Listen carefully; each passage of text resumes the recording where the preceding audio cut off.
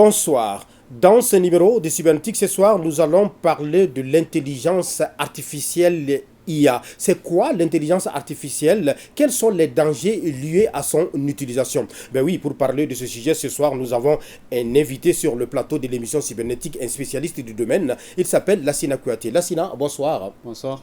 Eh bien, avec lui, nous allons parler justement, comme je le disais, les dangers liés à son utilisation. Mais également, il sera question des avantages et les inconvénients de l'intelligence artificielle. Comme vous le savez, Bamako a abrité le Salon international du développement accéléré du numérique. Nous allons partir au cœur de ce salon pour vous parler des différents thèmes abordés au cours de ce salon et puis à la rencontre des panélistes qui sont aujourd'hui des experts dans le domaine du numérique.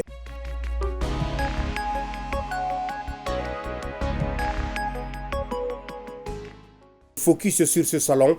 Comment ce salon a été organisé? Est-ce que ça a été une satisfaction pour les participants? Notre reporter Maïmouna Guindo nous en parle.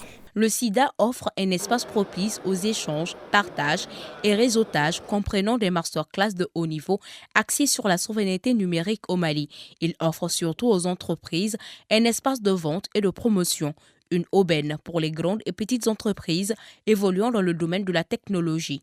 Nous avons voulu prendre part de cette cérémonie et surtout de ce salon, vraiment pour mieux promouvoir nos produits et nos services aux yeux de tous, et puis que ce soit sur le plan national ou international. La numérisation aujourd'hui, vraiment, c'est une tendance, une mode qui est inévitable. D'abord, ce salon pourra nous aider à avoir plus de relations. On a déjà eu beaucoup de contacts. On a présenté les matériels, comme vous le voyez, des fournitures de fibre optique. Voilà, nous avons eu des contacts, nous avons échangé des informations avec des personnalités vraiment très importantes. Je dirais que ça sera un atout pour nous, pour que Nadinet soit vraiment connu, non seulement en national, mais aussi en international. Parce que ces salons, on a vu des étrangers de plusieurs pays qui sont venus ici pour participer à ce salon. C'est pourquoi il a reçu la visite de futurs entrepreneurs, une occasion pour eux de s'imprégner du marché dans lequel ils s'apprêtent à investir. Le salon SIDA, je suis venu le visiter parce que tout d'abord, c'est un devoir pour moi en tant qu'informaticien, en tant qu'ingénieur. En plus de cela, voir que mon pays essaie d'aller vers de l'avant au niveau du numérique, c'est un énorme plaisir pour moi, donc d'où ma présence ici au salon. Ici, j'ai trouvé pas mal de choses. Il y a des solutions numériques, il y a des applications, il y a des équipements. En conclusion, il y a à peu près tout ce qu'il faut pour la technologie au Mali. Le SIDA sera le déclic pour mobiliser les talents et les initiatives, une des particularités parmi tant d'autres. Nous avons quand même eu sur le même endroit plus d'une vingtaine de stands, des entreprises, des sociétés publiques.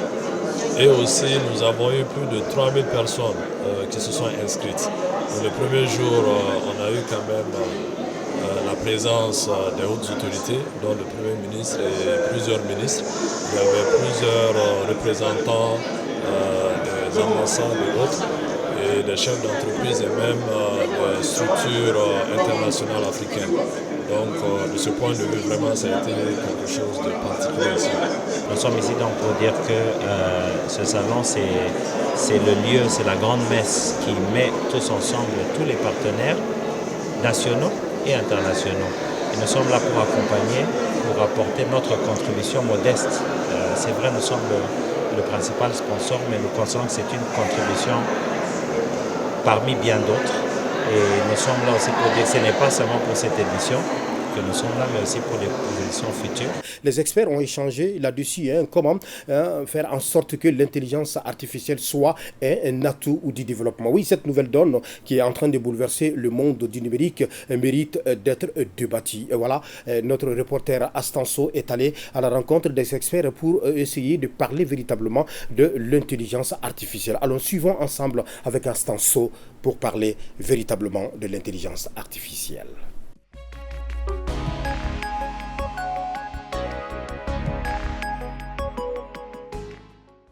L'IA, l'intelligence artificielle, le système permettant d'accélérer les applications stratégiques d'améliorer la visibilité sur les données, d'en optimiser la protection et d'améliorer l'agilité fonctionnelle. L'IA, c'est la révolution dans la révolution. On a connu la révolution numérique qui est vraiment déjà assez disruptif en termes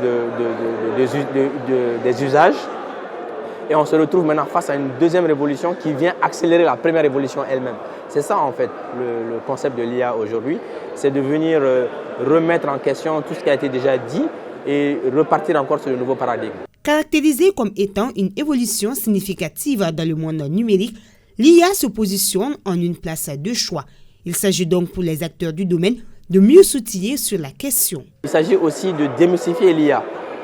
Parce que penser à l'IA uniquement en termes de risque sur l'écosystème du numérique serait peut-être un faux départ. Il s'agit surtout en fait de plutôt expliquer en quoi est-ce que l'IA aujourd'hui d'une façon ou d'une autre s'impose à nous et que cela fait partie maintenant d'une évolution qui est, on va dire, incontournable et que cette évolution en fait il faut qu'on la prenne à bras le corps, qu'on prenne le taureau par les cornes très rapidement. Donc c'était un peu le message qui a été retenu suite au panel dédié à l'IA. Maintenant, il faut savoir que l'IA, forcément, il y a les aspects positifs, il y a les impacts concrets que l'IA va avoir, mais il y a effectivement des aspects qu'il faut rapidement cerner et maîtriser et surtout anticiper avec la loi. Pour optimiser le travail et améliorer les rendements, l'utilisation de l'IA semble indispensable pour mener à bien le combat de la cybersécurité.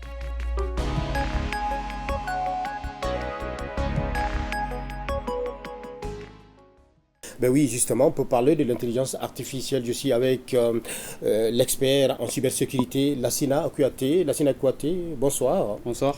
Alors, vous venez de suivre ce reportage sur l'intelligence artificielle. Alors, est-ce que vous pouvez rebondir par rapport à ce qui a été dit dans ce reportage-là?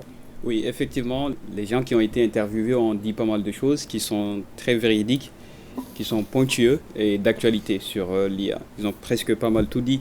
Mais l'intelligence artificielle, pour dévulgariser un tout petit peu cette intelligence artificielle-là, c'est l'ensemble de programmes. Il faut le savoir, c'est des programmes informatiques qui sont faits pour gérer certaines tâches qui demandent l'intelligence humaine en temps normal. Et ces tâches sont le fait d'avoir une capacité d'apprendre. Il y a des tâches, des séquences qui sont là. L'intelligence artificielle est capable d'exécuter des tâches, mais d'apprendre après le résultat et de faire le point sur le résultat pour corriger son programme. C'est ça qui est la différence. Les programmes normaux que les informaticiens ont l'habitude de faire, c'est des séquences. C'est comme si je vous donne des recettes et des ingrédients pour dire qu'au final, vous aurez un gâteau. Ils vont exécuter ces tâches-là, mais à la limite près. Mais l'intelligence artificielle, à l'instar de ça, peut s'occuper de ces éléments, mais pour apprendre est-ce que la recette a été bonne ou pas. Et revenir sur son code pour refaire la séquence pour avoir un résultat assez précis. Donc voilà les deux différences entre les programmes classiques et l'intelligence artificielle. Alors l'IA, c'est une révolution dans une révolution. Alors est-ce que cet écosystème numérique qui s'impose aujourd'hui, quels sont ses enjeux ? L'enjeu de l'IA, c'est deux aspects. On peut avoir un aspect sur l'interaction vue homme-machine et une interaction aussi sur tout ce qui est avantage dans le développement du pays ou désavantages aussi.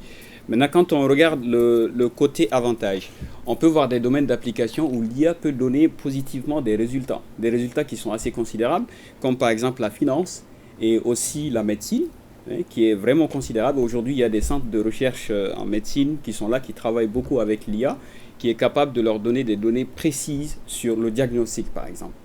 Des données laboratoires où les gens peuvent faire des diagnostics et avoir un résultat précis. Et ça aide les chercheurs de la santé à pouvoir cibler leur activité. Ensuite, on peut aller sur le domaine de la finance. Il y a des systèmes IA où des grosses structures travaillent avec aujourd'hui. FinTech. Voilà, exactement. Et qui aident à identifier des fraudes fiscales, des problèmes sur les transactions internationales, des tris sur les transactions, même pour la bourse aussi, etc. Alors, au regard de tous ces enjeux, de tous ces dangers, oui. Alors qu'est-ce qu'un État doit faire pour protéger les données de sa population? C'est une question très difficile parce que fédérer une intelligence artificielle ne se fait pas au point des États, au niveau des États. Il doit y avoir une fédération internationale qui va fédérer ou régir des lois internationales qui peuvent contrôler un tout petit peu l'utilisation de ces IA. C'est très très difficile pour un État. Alors l'État peut faire quoi? Faire des campagnes de sensibilisation, beaucoup plus. Donner la parole aux ingénieurs, donner la parole aux gens qui connaissent psychologiquement qu'est-ce que ça peut donner, etc. pour sensibiliser beaucoup plus la population. Et pour combattre ces fléaux, il y a juste que la sensibilisation qui peut fonctionner.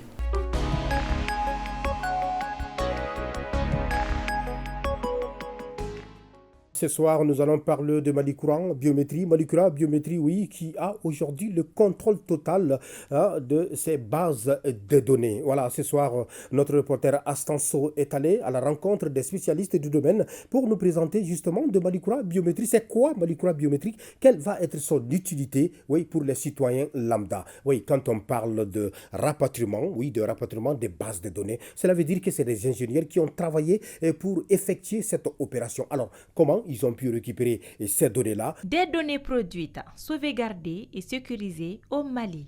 Le défi est désormais réalisé avec Malikura Biométrie, une base de données des Maliens pouvant servir de précurseur pour la souveraineté numérique. Malikura est la suite de ce système de gestion qui était le RAVEC. Cette fois-ci, Malikura Biométrique, c'est un système de gestion informatique qui permet de gérer notre base de données population, qui a été développée ici, je dirais même dans l'enceinte même de la cour du centre de traitement des données de l'état civil. Donc, c'est la suite logique du RAVEC. Ça va simplifier les tâches administratives et même contribuer à la sécurité, à la sûreté nationale. Vous savez, par exemple, vous l'aurez remarqué, il y a beaucoup d'opérateurs téléphoniques qui ont commencé à authentifier et à identifier leur numéro avec le numéro NINA. Ça va permettre de mettre un nom, une tête, un visage sur chaque numéro. Donc, vous ne pourrez plus faire l'acquisition d'un numéro de téléphone et faire ce que vous voulez faire qui va peut-être sembler à un délit ou pas. Du fait de l'interconnexion du monde à travers le digital, Malikura Biométrie offre une nouvelle voie de sécurité nationale, d'autant plus qu'elle assure l'uniformité numérique. Pour l'uniformité des données, c'est vraiment indispensable. Si vous voulez aller vers le Mali digital que tous les Maliens souhaitent et qui est même la volonté du chef de l'État, il faut cette uniformité numérique. Pourquoi? Vous ne pouvez pas être Adama Traoré dans une base et être Ousmane Koulibaly dans une autre base. Ce n'est pas possible, avec les mêmes empreintes. Constate qu'effectivement, il y a quelqu'un dans la base qui a les mêmes informations, soit alphabétiques, c'est-à-dire que le nom et le prénom sont similaires, et les informations des parents sont également similaires, le système vous envoie en investigation. Ça, c'est le premier cas. On appelle ça un hit alpha. Donc, il y a également le hit biométrique. Le hit biométrique, c'est que, par exemple, vous avez fait le RAVEC, et vous avez oublié que vous l'avez fait, ou vous avez fait le RAVEC, maintenant vous voulez changer d'identité, vous venez pour refaire une nouvelle fois le RAVEC. Vous le faites, l'agent qui est censé vous recenser ne le sait pas. Il vous recense, quand ils vont venir déverser les données en base, le système va vous bloquer. Donc ça va ramener votre ancienne identité qui est déjà en base avec la nouvelle identité que vous voulez avoir, parce que c'est les mêmes biométries. Donc là, vous serez en hit biométrique. Imprimer la fiche individuelle de quelqu'un, il y a deux manières de le faire. Vous voyez, soit à partir du numéro NINA, soit à partir du numéro formulaire. Le numéro formulaire, c'est ce numéro de 10 chiffres environ qui existe sur le le récépissé d'enrôlement qu'on vous donne, qu'on vous délivre après l'enrôlement. Donc pour ce cas, c'est 0018 50 77 75. Donc ce numéro de 10 chiffres, ouais, recherche terminée avec succès. Et là, c'est les informations du propriétaire de ce numéro. Malikura Biométrie, suite logique ou sophistiquée, dire avec recensement administratif à vocation d'état civil, n'a qu'une seule invite, celle d'une base à laquelle toutes les autres sont arrimées afin de sécuriser nos données et d'atteindre la souveraineté numérique. Que oui, on peut dire aujourd'hui que le Mali est un pays souverain dans le domaine des TIC, oui, car le Mali a désormais le contrôle total de ses bases de données biométriques. Le Mali dispose désormais d'un document intitulé « La stratégie nationale de cybersécurité ». Ce soir, nous allons dévoiler le contenu de ce dit document pour vous dire qu'aujourd'hui, le Mali a épousé véritablement le rythme de technologie de l'information et de la communication, surtout en ce qui concerne le défi et les perspectives de la dite cybersécurité. Alors, suivons ensemble cet extrait qui nous dévoile ici le document de la stratégie nationale de cybersécurité au Mali.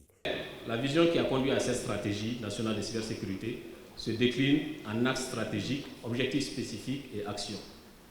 On a 3 axes stratégiques, 7 objectifs spécifiques. Pour l'axe stratégique 1, il s'agit d'améliorer la gouvernance de la cybersécurité et cet axe stratégique comporte 2 objectifs, l'objectif 1 et l'objectif 5. Pour l'objectif 1, il s'agit d'instaurer une synergie d'action et de collaboration à l'échelle nationale et de renforcer la coopération internationale.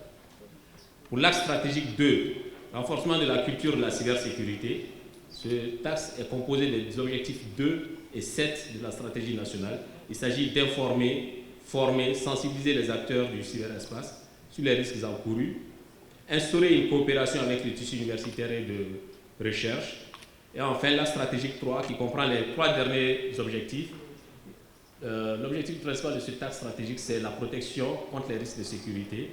Donc il s'agit de mettre en place des normes, des standards et des référentiels d'exigence, améliorer la sécurité et la résilience des infrastructures sensibles et critiques et combattre la cybercriminalité.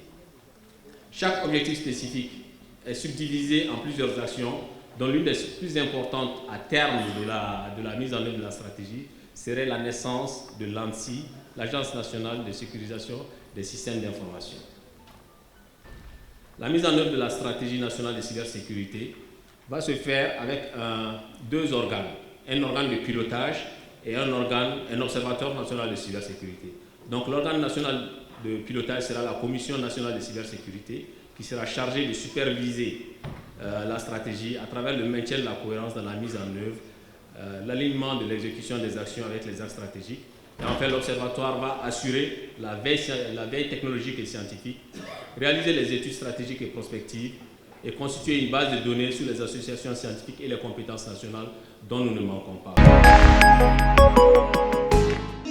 Le numérique, levier d'inclusion et de résilience face aux crises. Ce thème évocateur dénote de l'engagement des États du Sahel à faire du numérique le miroir de l'innovation technologique. C'est là en vue de promouvoir le développement du numérique. Pour donc relever ces défis, les acteurs de l'écosystème numérique sont à Ouagadougou pour la 18e fois à la faveur de la semaine du numérique. Cet espace d'échange et de réflexion va servir de cadre pour poser les jalons de la souveraineté numérique. Ce thème a été choisi au regard du contexte de crise sécuritaire humanitaire de notre pays. Et cette crise est également vécue par nos pays frères et amis du Mali et du Niger et qui forment avec nous l'Alliance des États du Sahel. Il était important pour nous de les avoir avec nous au cours de cette semaine-là pour pouvoir échanger sur cette thématique-là. Aujourd'hui, nous partageons tout. Nous avons les mêmes difficultés, les mêmes adversaires, les mêmes ennemis, les mêmes défis et nous cherchons ensemble les mêmes solutions. Et nous pensons que le numérique aujourd'hui qui envahit tous les secteurs peut être utilisé pour résoudre une grande partie de nos problèmes actuels. Je pense que c'est en cela que notre sœur, la ministre du Burkina, nous a fait l'honneur de nous inviter avec les frères nigériens pour venir réfléchir, participer au débat avec nos collaborateurs et trouver des solutions idoines à l'ensemble de nos problèmes qui sont communs. Les 3 ministres de l'Iptako Gourmand vont à cette occasion réfléchir sur une politique globale du numérique qui servira de boussole à la transition digitale des 3 pays, voire du continent. Nous allons mettre sur place un petit comité en marge de cette semaine pour proposer à nos 3 chefs d'État, à nos 3 pays, des solutions idoines de collaboration et de coordination de nos actions et de nos infrastructures pour permettre à tous les secteurs de se développer très rapidement et de profiter du numérique, dont notamment la sécurité, la défense, la santé, les autres services porteurs financiers et autres. Le numérique comme levier d'inclusion et de résilience dans un contexte de guerre asymétrique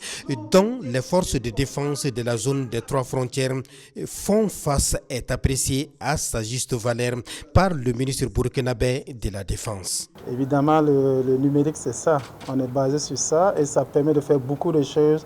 On gagne surtout en temps et en délai. Aussi, que nous permettons d'avoir toujours des archives pour pouvoir montrer ce que nous faisons réellement.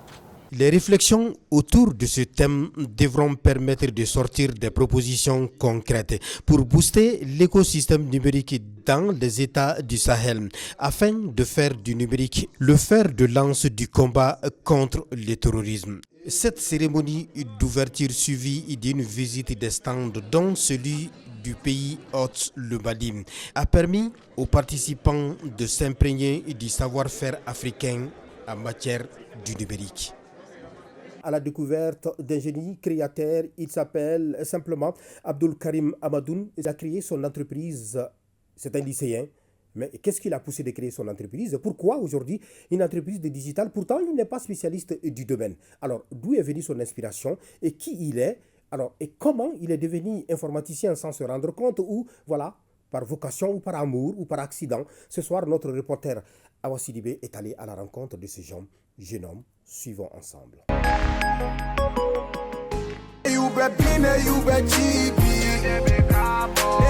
Certains naissent avec une passion innée. Tel est le cas d'Abdul Karim Amadoun Cissé, un prodige de l'informatique qui a créé sa propre entreprise à seulement 13 ans. Ce passionné a rapidement pris conscience de ses capacités exceptionnelles et a choisi de les exploiter. Tout est venu un jour, j'étais dans un Sotrama, je scrollais sur TikTok quoi. Donc j'ai vu la vidéo d'un gars, il s'appelle Pablo Mirales. Donc c'est lui le PDG de la première agence d'automatisation artificielle au monde, quoi, Smarteo. Donc j'ai vu sa vidéo qui parlait d'agence d'automatisation artificielle et autres, des trucs qui me convenaient beaucoup, quoi. Donc je me suis dit que je pouvais rallier ma passion et en même temps gagner de l'argent, quoi. Il disait dans cette vidéo d'aller suivre sa page YouTube. Je suis allé directement dans sa page YouTube et j'ai vu des vidéos qui parlaient de ça. C'était sa première vidéo. Il était à 0 abonnés en ce moment. Donc j'ai été son premier abonné. Donc quand il a vu que dès le lancement de son entreprise, c'était moi le premier abonné de son entreprise, donc lui aussi il s'est dit pour que peut-être ça c'est un passionné comme lui, parce que lui il avait créé son agence d'automatisation artificielle et il avait créé un compte sur Telegram pour tous qui ont la même passion que lui. Donc je suis allé directement aussi dans cette page de Telegram, je l'ai suivi, j'ai liké ses posts et autres, donc il m'a directement pris en privé quoi. Donc on a commencé à discuter des passions communes que nous avions quoi. Jusqu'à présent c'est lui mon mentor et c'est à lui qu'appartient la première agence d'automatisation artificielle. Et c'est comme ça que moi aussi j'ai créé mon agence d'automatisation artificielle, MAM, qui est la seconde agence d'automatisation artificielle sur le plan mondial, la première agence d'automatisation artificielle en Afrique et la première au Mali aussi. Ce jeune prodige est le PDG de l'agence d'automatisation artificielle Mirror Automation Management en anglais, créée le 26 novembre 2023. Spécialisé dans la digitalisation, Abdul Karim veut aider ses clients à optimiser leur travail grâce à la technologie, réduisant ainsi l'apport humain, une approche qui est aussi adoptée par son entreprise. Au total, nous avions 5 employés. 3 qui sont des robots et 2 des humains. Donc l'entreprise vise à automatiser les tâches des entreprises, quoi. Par exemple, prenons l'exemple sur une conciergerie Airbnb. Donc maintenant cette conciergerie, nous avons créé un chatbot, un robot, un assistant automatisé pour eux. Donc maintenant nous devons scaler, implanter ce chatbot sur leur site web. Mais si vous ne voulez pas sur le site web, nous pouvons l'implanter aussi sur Instagram, sur X. Nous avions créé la base de connaissances de cet assistant personnalisé avec les liens des sites et les préférences de leurs clients, les questions-réponses, les questions que leurs clients leur posent généralement, quoi. Donc, et après, nous avons implanté ça sur leur site. Maintenant, vous pouvez venir, vous êtes une client de la conciergerie Airbnb, vous pouvez venir sur leur site maintenant. Et au lieu de vous balader inutilement sur le site, vous pouvez déjà directement aller dialoguer avec l'assistant personnalisé que nous avons implanté sur son site. Donc, pendant la discussion, toutes les informations que vous allez donner à l'assistant personnalisé sera recueillies sur une fiche technique et sera directement envoyée au propriétaire de la conciergerie Airbnb. Donc, et à la fin de la discussion, ça trouvera que le chatbot a déjà recueilli votre adresse email, votre localisation, votre nom de famille, vos caractéristiques, vos types d'appartements, tout. Et il va directement envoyer au propriétaire de la conciergerie Airbnb. Et lui, depuis son téléphone, il verra toutes les informations sur vous et vous appellera directement et dira que à X, on a trouvé un appartement pour vous qui vous convient bien selon vos caractéristiques. L'exercice de son activité n'influe pas sur ses études. Il est parvenu à trouver un équilibre entre les deux. Quotidiennement, c'est très difficile. Mais je dirais beaucoup plus difficile pour un début que maintenant, parce que je commence à m'habituer. Je me souviens, au début de mon agence d'automatisation artificielle, je passais de nuits blanches sur un petit problème banal comme ça, quoi. Mais j'avais fait 3 nuits blanches de suite là-dessus. Alors que la solution au problème était juste devant mes yeux. Abdul Karim nous surprend en publiant un livre. Le cœur de l'Afrique qui résiste, ça raconte les histoires de notre chère Afrique, de la corruption, des dirigeants corrompus, de la mauvaise direction, quoi. La mère d'Abdul Karim Amadoune Cissé nous a confié la peur qu'elle ressentait au début de tout ceci. Une peur qui s'est transformée au fil du temps en une véritable fierté. Enfant, il était turbulent, comme tout enfant d'ailleurs, mais il avait beaucoup de la passion pour la technologie. Les télés, les jeux vidéo, les ordinateurs qui me dérangeait un peu parce que j'avais peur pour ses études. Quand il m'a annoncé la création de son entreprise d'automatisation artificielle, j'étais émerveillée. Je lui ai dit, wow, mais c'est vrai, est-ce que tu as pu faire ça? Il a dit, oui, maman, viens voir. Il m'a montré à l'ordinateur ce qu'il a fait. Il m'a expliqué pourquoi. Je n'ai pas bien compris ce qu'il veut, mais il m'a expliqué étape par étape. Très franchement, je suis fière de lui. Je l'encourage beaucoup. Ses enseignants le décrivent comme un surdoué, car Abdul Karim a toujours excellé dans ses études. Le fait qu'il ait créé sa propre entreprise à son âge ne fait que confirmer la thèse du don inné en lui. Abdul Karim envisage d'autres projets ambitieux pour l'avenir. Nous avons beaucoup de projets pour le futur, mais on va aller étape par étape, step. Ça aussi, ça fait partie de mes projets, parce que j'ai envie de créer une nouvelle entreprise qui va viser à donner des formations aux jeunes qui en ont envie, des formations sur plusieurs business, le dropshipping, les agences d'automatisation artificielle et beaucoup d'autres trucs, quoi. Dans ce numéro spécial consacré à la semaine du numérique, nous sommes au Centre international de conférences de Bamako pour vous faire voyager dans le méandre du numérique. Oui, Bamako a vibré au rythme de l'économie numérique dans notre capitale.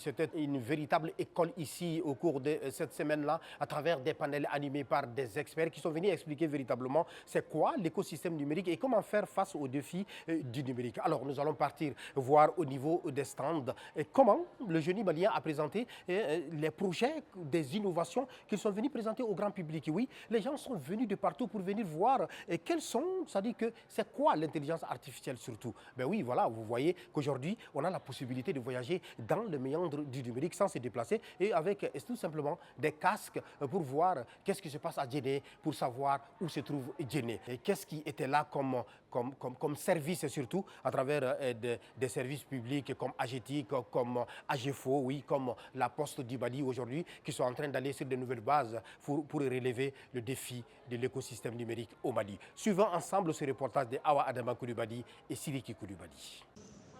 Le Centre international des conférences de Bamako nous ouvre la porte sur un petit temple du savoir numérique. Que des innovations au service du développement. C'est la particularité de ce rendez-vous du donner et du recevoir au CICB. À chaque champ disciplinaire correspond désormais un ensemble plus ou moins cohérent et organisé de pratiques numériques de données. Donc c'est un quiz spécial qui a été fait par Kabako par rapport à l'AES. Commençons notre exploration par les services postaux. Aujourd'hui, toutes les informations y sont instantanées pour les clients et ce n'est pas tout. La Poste se sert aujourd'hui du numérique comme un facteur de développement des produits et services postaux, notamment en matière de courrier. Au niveau de la Poste Burkina Faso, il y a des applications qui ont été mises en place et qui permettent à la population de rester chez elle et puis commander par exemple des actes administratifs comme les actes de naissance, les certificats de nationalité, les casiers judiciaires en ligne et par là pour pouvoir recevoir ça chez eux. Restons dans le circuit du transport. De nos jours, il est bien plus facile de se déplacer à travers le monde qu'il y a 20 ou 30 ans. Surtout sans se perdre, grâce au logiciel de cartographie. OS Monde est l'un d'eux. Elle est made in Mali et gratuit après téléchargement. OS Monde est une application qui permet aux uns et aux autres de se déplacer, d'envoyer les positions afin qu'on puisse se rendre chez toi sans difficulté. Et l'avantage, c'est que c'est libre. Nous continuons le voyage dans les méandres du numérique par cet autre outil, sinon moyen de déplacement purement virtuel. À l'aide du casque VR, Kabako Academies offre aux visiteurs une immersion dans des lieux culturels du Mali. Et la toute dernière inspiration de cette équipe est la mentor AI, version Bambara, un coach furtif. Voilà ça quand dege Sénécola.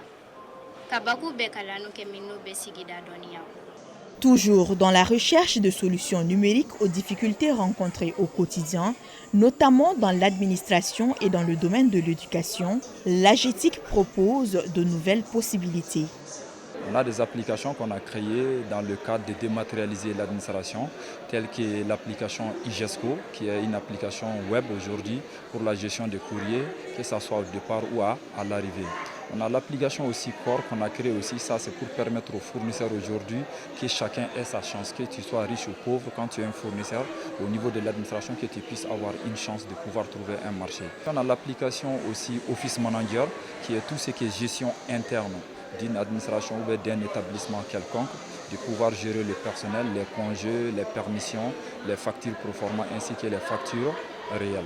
On a aussi l'application, une plateforme qu'on a créée aussi dans le cadre de l'éducation pour le e-learning, c'est-à-dire de permettre vraiment aux enfants, aux étudiants et aux élèves de pouvoir vraiment étudier en ligne. Notre produit phare, je dirais aujourd'hui, c'est le point ML, dont on est vraiment en train de promouvoir aujourd'hui.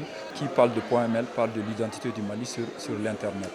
L'identité numérique du Mali passe également par la présence de sa chaîne de télévision nationale sur la toile. De l'analogie au numérique, le stand de leur thème suscite la curiosité chez les utilisateurs. Si d'aucuns le suivent sur les réseaux, d'autres apprennent l'existence de ces plateformes digitales. On a une page Facebook, on a une page YouTube. On fait tout le temps, chaque jour, des diffusions sur ça. Ce lot n'est qu'un tiers de la révolution numérique présente à la semaine du numérique.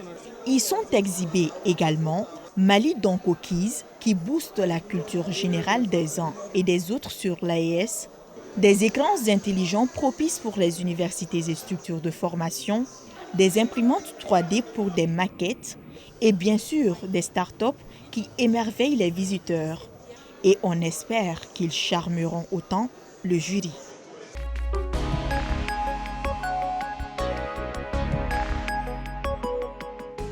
c'est Aïssata Sall qui est désormais la lauréate de l'édition 2024 de la Semaine du numérique. Voilà une dame qui a relevé ces défis parmi les 30 startups. Félicitations.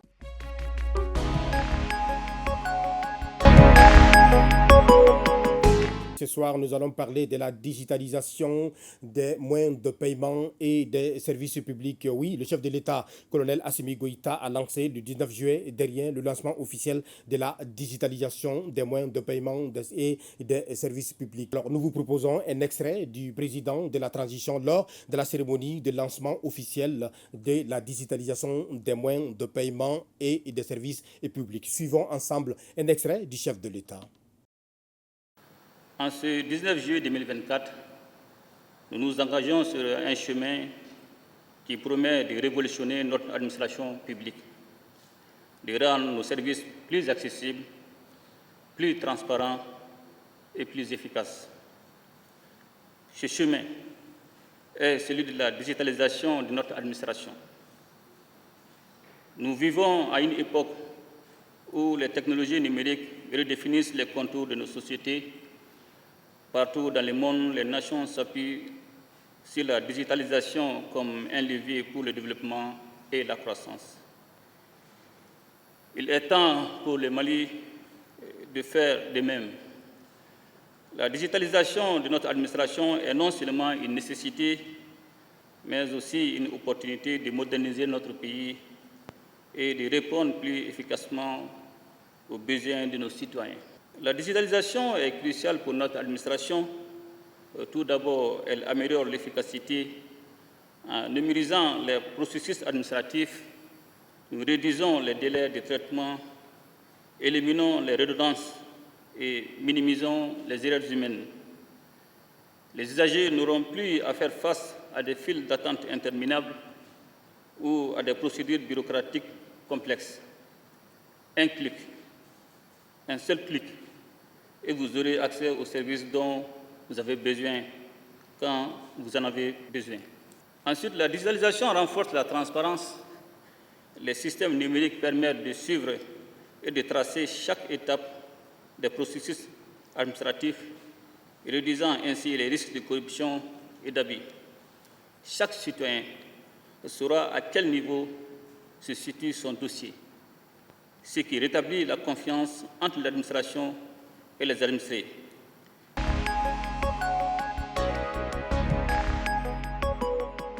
Notre invité, le ministre de la Communication, de l'économie numérique et de la modernisation de l'administration. Avec lui, nous allons parler justement de l'importance et la nécessité, oui, de la digitalisation des moyens de paiement. Qu'est-ce qui peut être l'importance, sinon l'utilité de cette nouvelle donne-là pour les populations? Alors, qu'est-ce que les populations maliennes vont bénéficier justement dans cette nouvelle donne qu'on appelle la digitalisation des moyens de paiement et des services publics? Suivons ensemble cet entretien avec le ministre de la Communication, de l'économie numérique et de la modernisation de l'administration. Monsieur le ministre, bonjour. Bonjour.